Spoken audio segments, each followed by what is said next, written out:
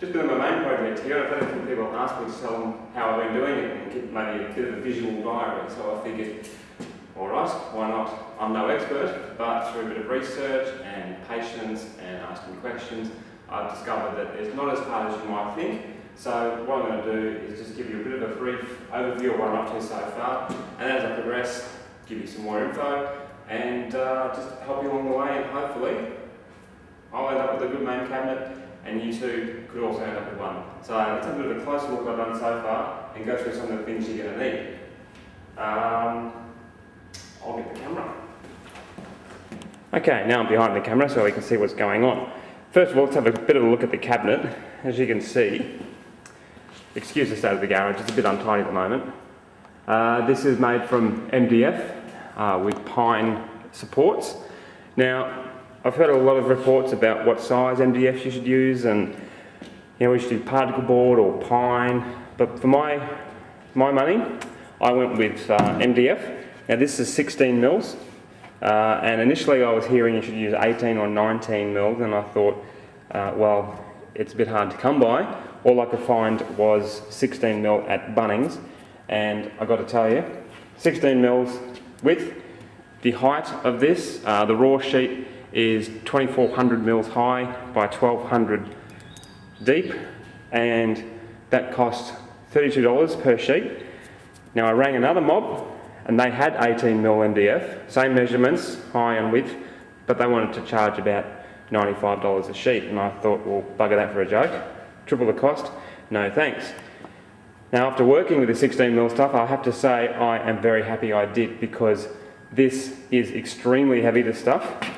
As the cabinet is right now, as you can see, it's basically just a bit of a shell. There's no guts in there yet.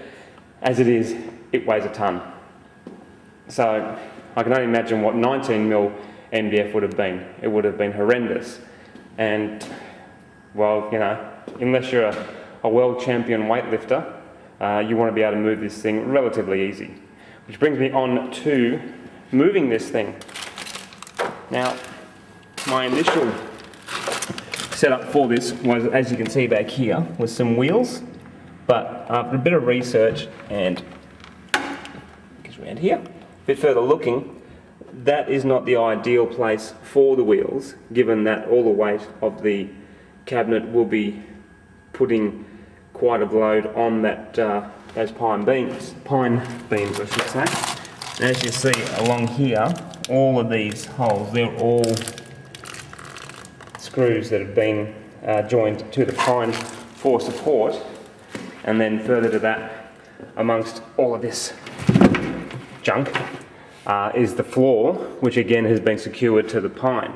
Now even so, that seems, and there's a cross member back there, but even so, I just don't feel comfortable with that, and looking at the dynamics of it, I have to put a fair bit of pressure on to tip it back to where I need it to be to move it. Even though I have these puppies, these handles. Now the idea there obviously is to grab onto them, tip back, and away you go.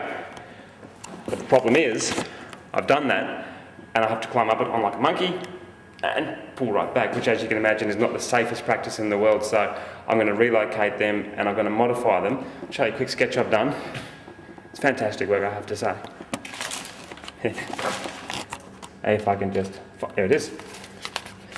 Now, if you have a look, it's a bit crude, but back of the cabinet's going to be angled off, and then the wheel is going to be put on the angle, so it'll still be a couple of mils off the ground when it's just resting. And then I have a support beam running from those two side beams, and then another one on top, all secured together, and then some big ass bolts through to secure it all. That way the weight will be distributed directly over the wheels when it's back on its wheels for moving, and it'll also be a bit safer and much easier to tip back.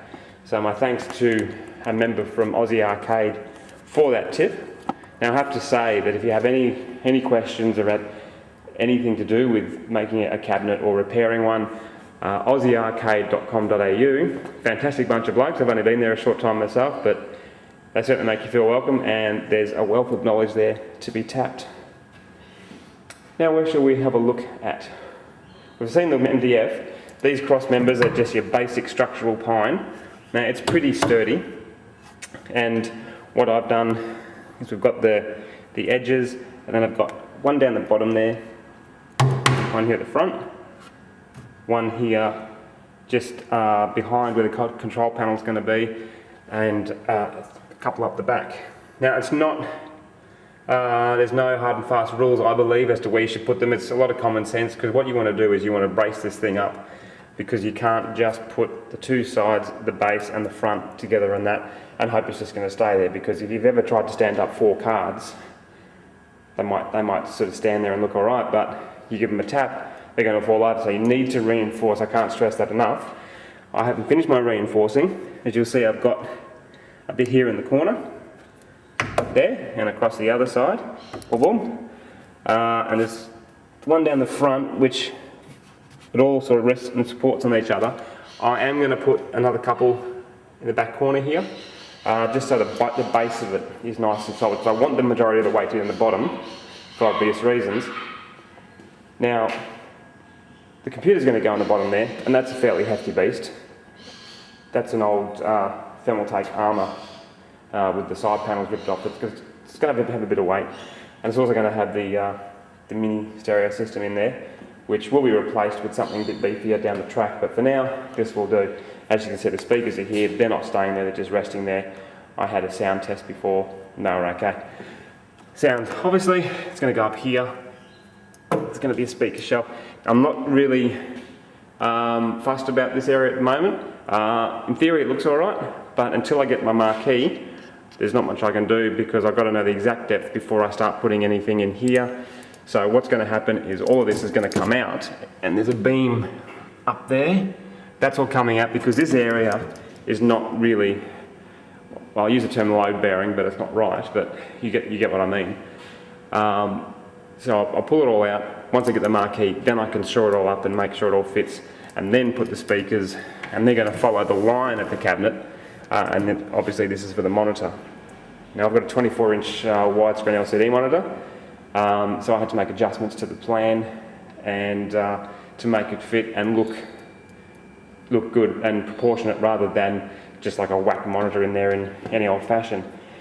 So speaking of plans, plans are a good place to start, but you really need to realise that as you progress, you probably will need to make changes. So that's the original plan. As you can see, it's fairly similar to what I've got. This was actually the Simpsons cabinet, which was in 1991. Now I chose this simply because of the styling. I think it looks quite nice. I wanted a large cabinet.